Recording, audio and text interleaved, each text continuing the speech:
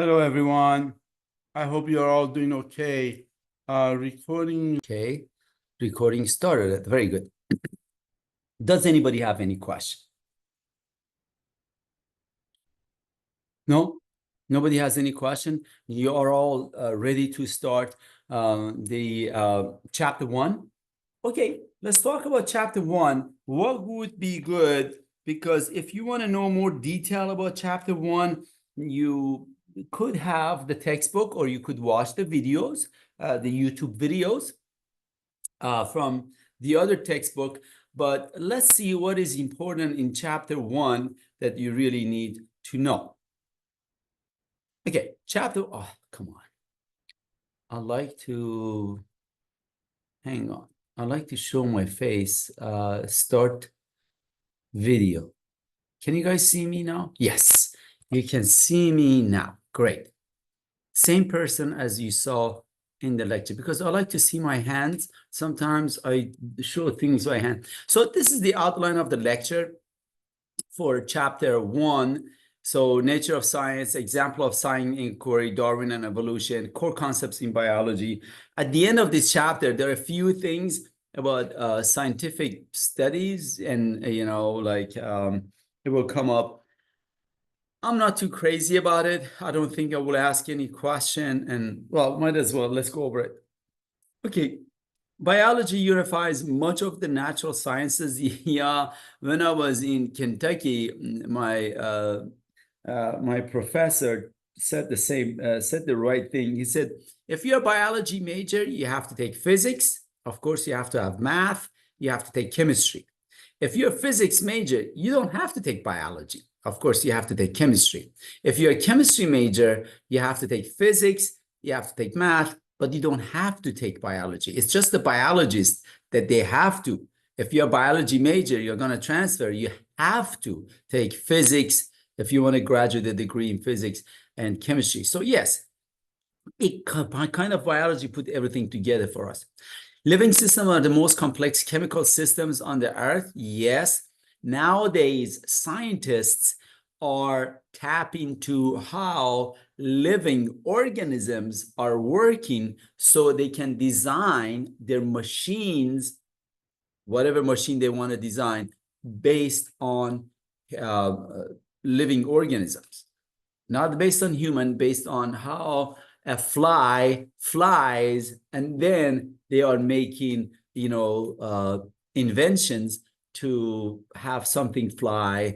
So they're using human. And when you get to zoology, we'll tap into that. They're using biology to make up new machines. Anyhow, I hope I made sense. If I don't make any sense, please raise your hand or just unmute yourself. There are not too many of you in here. Yeah, there are 5 or 6 of you in here. So just unmute yourself and then ask your question. Life is constrained by properties of chemistry and physics. Yes, you and I are functioning based on laws of chemistry and physics. Okay. That's why biology majors have to take physics and chemistry. I'll just talk about that. Science is becoming more interdisciplinary. Yes, combination of multiple fields. Life defies simple definitions. Okay, characteristic of living organisms. All living organisms are made up of cell. All living bacteria is made up of cell. Paramecium, amoeba, is made up of a cell. Okay, viruses are not cells. Quiz question, exam question. At the end of semester, we will elaborate on viruses, but throughout the semester, we talk about them a little bit here and there, but they're not living organisms. Nobody on planet Earth, scientist-wise, consider viruses as living organism. They're not living organisms. They're non-living. They do need a living organism to propel, to grow, to multiply, so on and so forth, but they're not living organisms. They depend on living organisms. Okay, but anyhow. Order of complexity, yes, cellular organization, sensitivity to environment, all living, even bacteria, respond to the environment. You respond to the environment. The sun is burning your skin, you cover yourself. You're too cold, you put something on. You're responding to the environment. Also, the cells inside of your body, we will talk about it, chapter 9. Responses of the cells to the environment. Okay, do I make sense, everybody? So, sensitivity to environment, yes. Growth, development, and reproduction, yes. Energy utilization, chapter 6, 7, anyhow. Homeostasis. The definition of homeostasis is, you guys, I hope you're taking notes. I forgot to print 3 PowerPoints printed on 1 page. And then, as I'm talking, you take notes. Because right now, either you got to go to textbook, look up the definition of homeostasis, or you got to go to Google. Guess what? The definition of Google and my definition could be a little bit different. And then you get it wrong in the exam or quiz. Okay, so it would be good to take notes while you're here. If you're watching this video at night, some other time, early in the morning, please take notes. Because as I said, this is the outline of the lectures. What is homeostasis? Either you got to go to Google or textbook, but guess what? What I say is going to be in the exam or quiz. Anyhow, homeostasis is the internal, even a bacteria goes through homeostasis. Internal, what is inside of a bacteria? Internal conditions of a living organism, internal, we are talking about living organism, internal conditions that can fluctuate within a certain limits. Are you ready for an example? Within a certain limits. For example, I just ate something. I came from work and I ate some bread. Right now, my sugar level, the sugar level in my blood is going to go up high. Before I eat, my sugar level was down. Do you follow what I'm talking about? There is a limit. If my sugar level goes way up there, I am diabetic. Not normal, not homeostasis. Right? My sugar level goes way down, I am hypoglycemic. This is just an example. The temperature of the environment is cold. I better keep inside warm. If not, I freeze to death. If the environment is too hot and I do not something about this, I can be dehydrated and die. Both cases, both external environment will affect internal environment as well. So homeostasis is the condition of the internal environment must be within certain limits. Of course, I gave you an example of sugar and temperature. There are many, many, many more examples. The amount of nitrogen in your blood, the amount of acid or base in your body, in your blood, all of those are critical. Anyhow, evolutionary adaptations, yeah, that's, all living organisms adapt to the environment, and over a long period of whole, they might change if the organisms change. Hierarchical organisms or living systems show hierarchical organizations. Cellular level, cells are made up of atoms. That is the material in chapter 2. Atoms make up molecules. Molecules combine together, make up organelles like mitochondria, nucleus, Golgi apparatus, and then organelles make up cells. Of course, we are talking about eukaryotic cells. You should know the difference between eukaryotic cells and prokaryotic cells. Prokaryotic cells are bacteria. Eukaryotic cells are fungi, animal, protista, plants. Even plants are eukaryote. They have organelles. Prokaryotes, they have only cell membrane, and like bacteria, they have cell membrane, nuclear material. They do not have nucleus, and they do not have organelles. Anyhow, we will elaborate on organelles in exam number 2 material. Cell is the basic unit of life. Yes. What is unit of money in the United States? Everything has a unit. Unit of money in the United States is dollar, not cents, not dime, not nickel, not quarter, not peso. No, unit of money in the United States is dollar. Unit of life is cell. I said cell. I didn't say eukaryote or prokaryote. Okay. Organism level, tissue, yes, of course, complex organisms like amoeba. Amoeba does not have a tissue or organ system. You and I do. Plants do. Plants are complex like us. They have tissue, they have organs, they have organ system. Tissue, an example of a tissue, there are 4 different types of tissue in human. You don't have to worry about it. But tissue, it means collection of cells that they perform a specific function, right? Does that make sense? And then tissues get together, make up an organ. And an example of an organ would be your heart, your brain. These are all organs. Your eye, they're made up of different tissues. And then you put your heart, one organ, your blood vessels, another organ, all together. That's your cardiovascular system, nervous system, your brain and your spinal cord. And of course, all of the neurons that runs through your arms and legs and the rest of your body. Reproductive system, urinary system. Okay, we have different systems. Here are the atoms, make up molecules, combined together. Molecules make up macromolecules. That's the material for chapter 3. Big bulk of your exam number 1, is coming from chapter 3. Okay, everybody, am I making sense? And then macromolecules, of course, make organelles. This is a mitochondria. Organelles combined together make up a cell. Cells, similar cells, they perform similar function or similar look-alike. They perform tissue. Tissues, different type of tissues. As I said, we have 4 different type of tissue. And nervous tissue is one of them.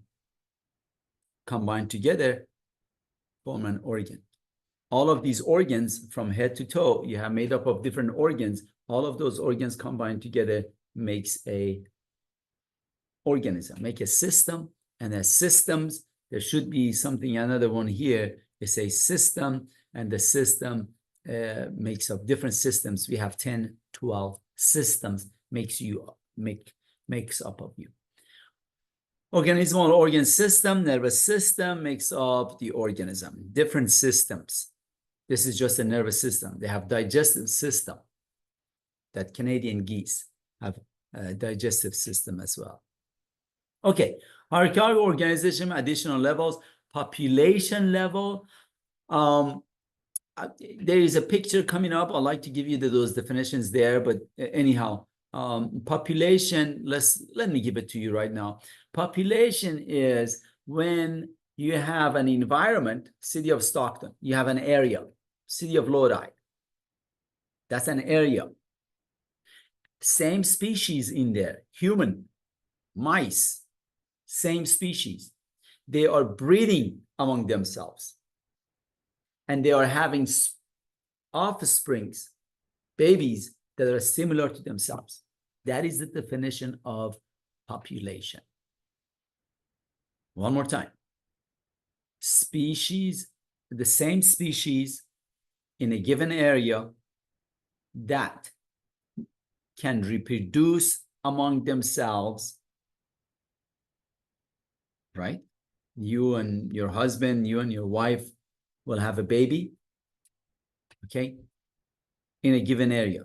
And the babies, the offsprings are similar, have to be similar. It's not like horses and donkeys, you mate them and you get mule, okay? So horses have their own population, donkeys have their own population, but sometimes when you cross them, you get mule are dead end. They cannot multiply anymore. So, okay, anyhow. Community, when you are talking about the population, the interaction of the one population, one organism with the environment. Human population in Lodi is under heat, something like that. The soil in Lodi for human population is not, we're talking about community. Interaction of the population with non-biotic environment. Ecosystem, it means they're skipping another community. Well, ecosystem, it means interaction of a few population of mice, rats, human, and cockroach. 5 population in the city of Lodi. And of course, we are talking about the environment, the mice and rats. You know, the city is not clean. The environment is there. Abiotic factors, it means pollution. City is not clean. So there is an ecosystem. Lake Tahoe, just the lake itself, it's an ecosystem. And biosphere, we're talking about Mother Earth. Another name for biosphere is Mother Earth. Earth. It is interaction of all of the ecosystems, interactions of all of the ecosystems. Earth is an ecosystem that we call biosphere, yes. Each level has emergent properties, yes, results from interactions of, I already talked about that, cannot be deduced. Oh, that term, okay, the deduced is a term that is the end of this chapter. He's throwing it there at you. I'm not gonna worry about it too much for quizzes, exams, but I think you should read it. You should know it. By looking at parts of themselves, life is an emergent property. Here we go. We have a population of the Canadian geese. Here's a Canadian geese. That's one population. This is the duck, whatever is northern duck, whatever is the duck. Okay, community is interaction of these two with their environment, of course. Ecosystem, this is all of that area, the whole entire area, Lake Tahoe. This is Yosemite, for example. Yosemite is a separate ecosystem than Lake Tahoe. Am I making sense? Combination of all of the ecosystems on Mother Earth is biosphere. I gave you all of those definitions. Okay. The nature of science. Science aims to understand the natural world through observations and reasonings. Yes, of course, that's what you're doing in the lab. You're observing, you're reasoning, you're coming with logics. Science works with logics, not with feelings and emotions. Okay, science begins with observations. Therefore, much of science is purely descriptive, right? Classification of all of life on Earth, human genome sequencing, all of this. Okay, here I added these few things to you. The notes, deductive and inductive reasonings. Deductive reasonings principles make specific population. Mammals drink milk. No human live forever. These are facts. Okay, zebra has stripes, so all striped animals are striped. No, that's not true. Confusion is not right. Tigers are striped, but they are not zebra. I hope I'm making some sense. Inductive reasonings uses specific observations to develop general conclusions. Someone eats peanut cause allergy. Testing new drugs on a few patients. So you're going from, so does peanut cause allergy in everybody? No. Does this drug works for everybody? Maybe not. And so on and so forth. Okay, the rest of this chapter, you have a problem, and then you look at induction, deduction. The rest of this chapter, you guys, I will not ask hypothesis. You know, you're hypothesizing something, and please read all of these scientific thinking throughout the chapter. I'm not going to go over them. but make sure you read them, you know them. It makes you understand the material better. Okay. Models in biology, scientific basic applies Darwin theory of evolution. We talk about Darwin at the end a little bit more as we have times. He traveled, and then that was his voyage. But anyhow, and he looked at the finches in Galapagos Islands. So he came up with this. Yeah, we'll talk about all of these toward the end. Okay. I think living system depends on information transfer. Deoxyribose has 4 sequence, genome, gene. This is important. He's putting it here. Information evolution explains unity. Okay. As I said, this chapter is overview of the entire semester. That's it. I'm done with this chapter. Let's move on to, does anybody have any question?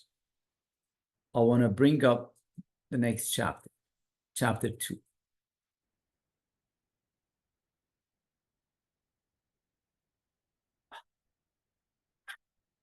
Does anybody have any question?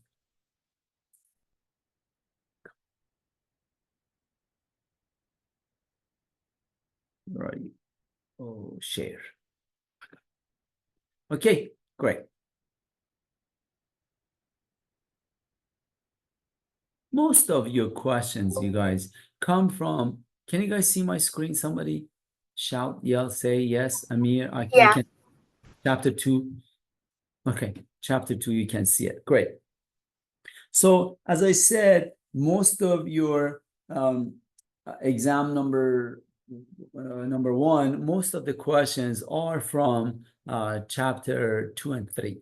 There are some questions from chapter, like your quiz on next week, next Wednesday, which it counts, I collect them, I grade them, etc., etc., etc. It is from wherever I stop lecturing today, okay? Or maybe on Wednesday, on Monday as well. Outline of the lecture, the nature of atoms, elements found in living system. All of you had chemistry 3A.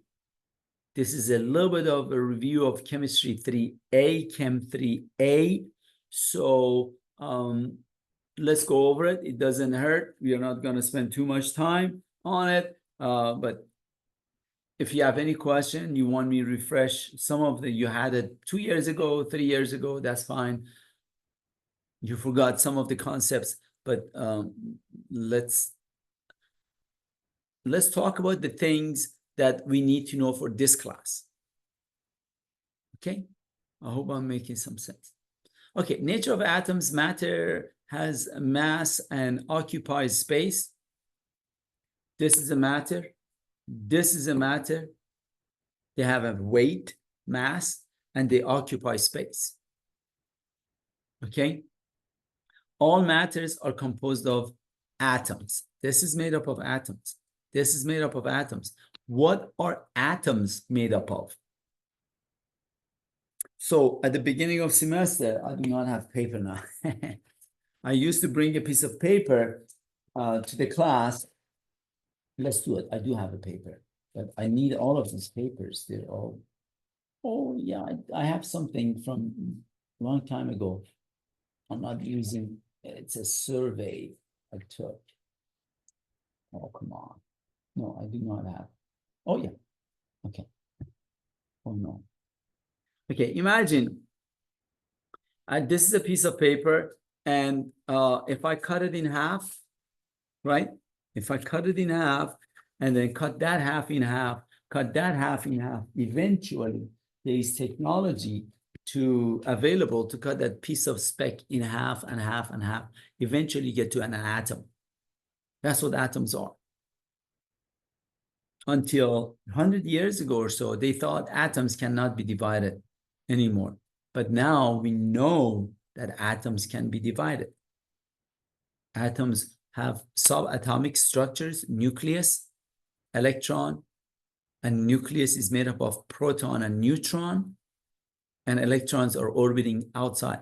And now they are able to break down the proton, neutron, electrons, which is called quantum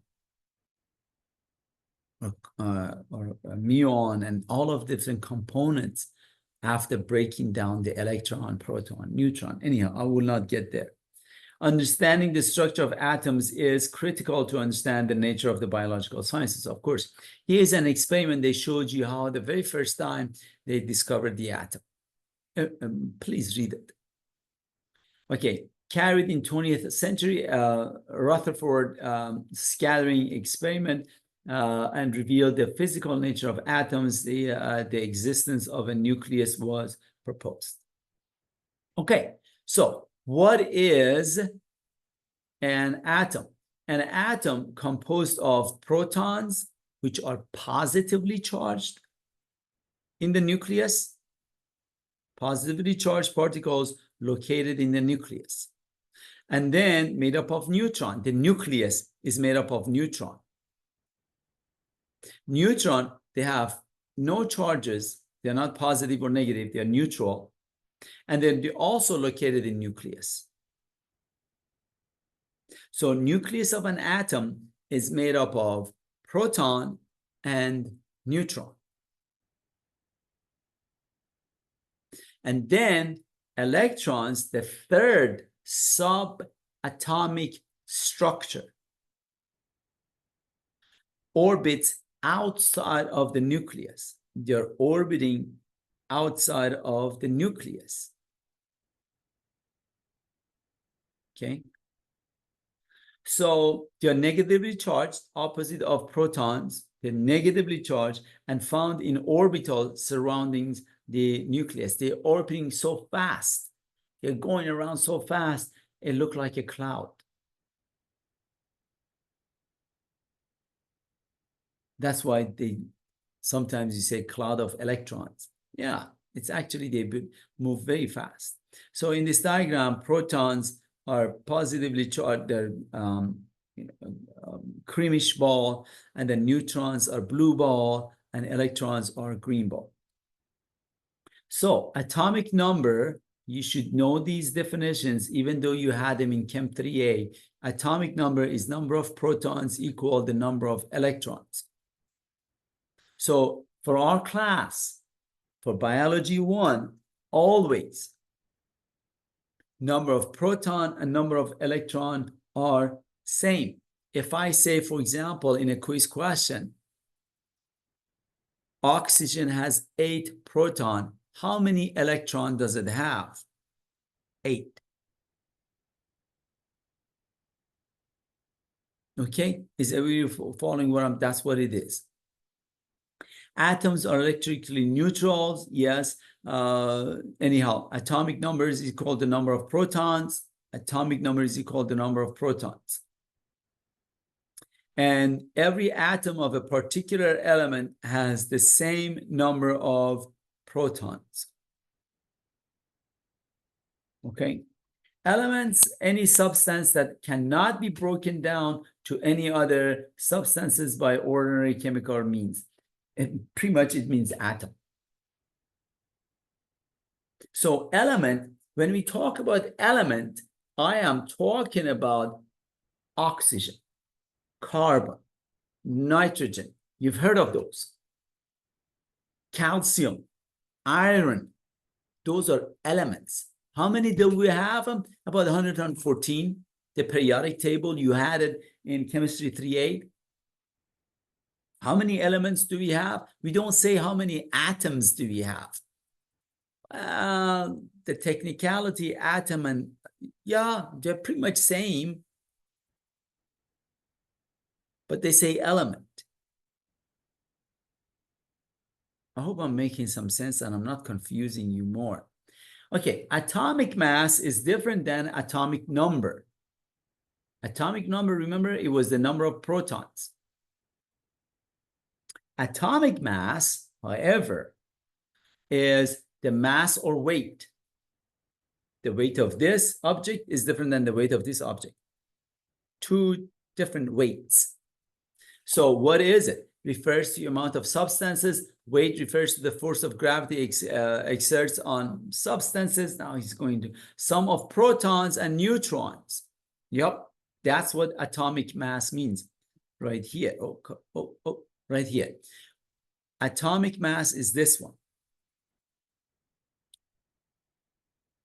The protons weigh 0.0000001 gram, and neutrons weigh 0.0000000000001 gram. Then you combine them together. That is the weight of atomic mass. Okay, combinations of proton and neutron. Here we go. Some combination of protons and neutrons is atomic mass. Dalton, please make sure you know what Dalton means.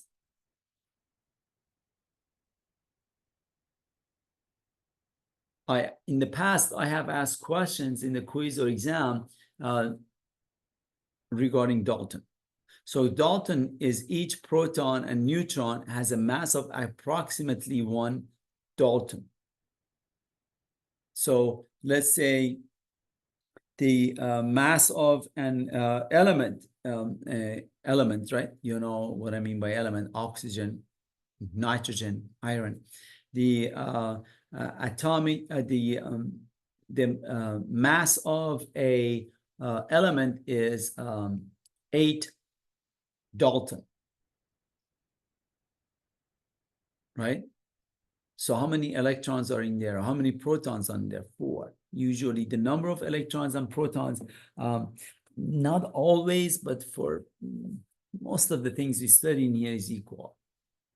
But anyhow, you will see. I will talk about it a little bit more later on. Electrons are negatively charged particles. They go around. We already talked about that. They have same number of electrons and protons. Yes. Ions are charged particles, unbalanced. And we need to talk about that. Ionic bonds, covalent bond, hydrogen bond. 3 bonds you should know. Covalent, hydrogen, and ionic. So and then the ionic bonds, cations, is positively charged. With the T, look in there. The T look like positive. So this is a positive charge. More protons than electrons, net positive charge. Anions, and it will all make sense. If it is not making any sense, you are not recalling information from Chem 3A, do not worry about it. I'm gonna go over it in a minute. Hang on. So anions, there are fewer protons and electrons, net negative charge. Isotopes, make sure you know it. We are talking about radioactive atoms of a single element that possess different numbers of neutrons, radioactive isotopes. That's pretty much what just remember the definition and remember isotopes, you're talking about radioactive materials. Unstables and emit radiation as a nucleus breaks up. Half-life, okay, he is, that's okay. He should not be doing that, but that's okay. Half-life, make sure you know what it means. Half-life, he's talking about it under isotopes, but in biology, we have half-life of many different things. For example, your hormones, the hormones you secrete in your body. Testosterone, you're all familiar heard of testosterone. Progesterone, you know what the hormones are. They measure their lifespan inside, they have a lifespan. They measure it by half-life. For example, testosterone is active in your body for 5 days.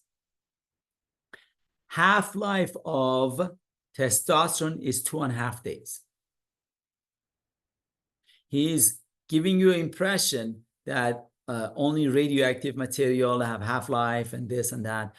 No, there are other things. Drugs that we take, they have half-life. They for whatever reason, I know, when you get involved with science later on in your life, you know why they talk about half-life, because they want to make sure that thing is effective. testosterone definitely is everybody's testosterone could be differently, their cells could be differently, absorb it differently, and so on and so forth. But in 2.5 days, it will work for sure. When it gets more than 2.5 days, that's why they always use half-life. I hope I gave you enough reasons why they use half-life in biology a lot. Okay, so time it takes for 1/2 of the atoms in a sample to decay, to vanish. So that way you know for sure that drug, that hormone is active during the first half. The second half could be not. Okay, I hope I made sense. Isotope of carbon. Carbon naturally in the mother nature has 6 proton, 6 neutron, 6 electron. However, the radioactive carbon, 6 proton, 7 neutron, and 6 electron. Another carbon 14, isotope 14, it has 6 proton, 6 plus 8 is equal to what? 14. 6 plus 7 is equal to what? 13. So they say it carbon 14, carbon 13. Okay. But anyhow, the number of neutron is a little bit different. This is carbon number 12, which is naturally happening. Right now, my body has carbon number 12 all over, from head to toe. Okay. Electron arrangements, yes, that is important. Key to chemical behavior of lies on the arrangement of the electron. And then the electron arrangement makes an element to have covalent bond. Remember that? The bonding, ionic bond, and hydrogen bond. Those 3 you need to know for this class. Okay, so Bohr model electrons in a discrete orbits. You studied that in chemistry, maybe a little bit more. Modern physics defines orbital as area around the nucleus where electrons is most likely to be found. No orbital can contain more than 2 electrons. Well, hydrogen has 1. Anyhow, electron shell. So when the electrons are orbiting, is called electron shells. Electron shell diagram, yes, and they are showing it like this. And then electron shell diagram is like that as well. Neon, it has, well, might as well I talk about it right now. So if you look at in this class, when you take chemistry, I guess you have to worry about X and Y, S and Y. Now they have X in there and Z. But anyhow, for this class, what I'm asking you is to know, you should know, the first shell takes 2 electrons, all elements. Hydrogen has 1, but after hydrogen, helium, 2, oxygen, 2, iron, 2. The first shell, always 2. Second shell, it depends on the element. Here is a neon. Neon has 8. Maximum is 8. Every element is trying to reach number 8. If there are 7 in here, the outer layer, that element tries to become 8. Do I make sense, everybody? Okay. So energy level, electrons have potential energy related to their positions. Electrons farther from nucleus have more energy, farther from nucleus. So, oh, come on. So the electrons here have more energy than the electrons here. That's what he's saying. So electrons farther from nucleus have more energy. Be careful not to confuse energy level, which are drawn as rings to indicate the electron's energy, with orbital, which have a variety of three dimensions. Do not worry about that statement. The lowest energy level is occupied by one orbit. The next highest energy level is occupied by 4 orbits. Anyhow, let me show you. There are diagrams. I think I can explain these things better with diagrams. I do not have a pen to draw on the board or anything like that. Atomic energy level, yes, they changed them. It's KLMN. So this level has the highest energy, and I'm not too crazy about that diagram. Okay, here we go. Redox. It means it's an abbreviation of reduction and oxidation. They call it combined together redox. And what does that mean? Okay. I like to stop here, you guys, because this needs your attention. It's toward the end of the lecture, and I'm afraid I lose you. So I want to come back to this next time. Please remind me where to, on Monday, right? Monday at 1:30. Remind me to start from redox. Okay, let's stop here. Does anybody have any question?